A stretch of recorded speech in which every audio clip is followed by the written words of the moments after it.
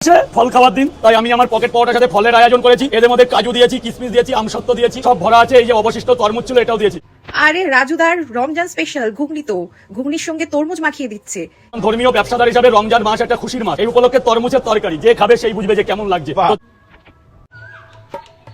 এই মাখানো দেখে তো আমার অন্নপ্রাশনের ভাত উঠে আসবে। এই খাওয়ার জন্য লোকে আবার দাঁড়িয়ে থাকে, লাইন দেয়। দিন এলো রে বাবা, লস্যি দিয়ে পকেট পরোটা। ভালো লাগবে? এক দারুণ লাগবে, আপনি দারুণ। সস দিবা তাহলে? বাতাসা, এটা নকুল দানা। এরপর এই যে লাল লাল, এই যে কাশু। লস্যি, সস আর কি কি।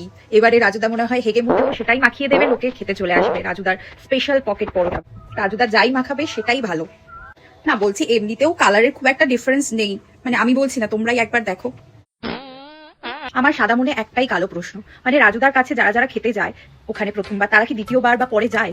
কারণ আমি বুঝতে পারছি না, এই যে পরোটার সঙ্গে হরলিক্স, তারপরে নকুল দানা, আমি জানি না আর কি কি মেশায়, এই খাওয়ার পরে কোনো মানুষের পেট কি ভালো থাকে?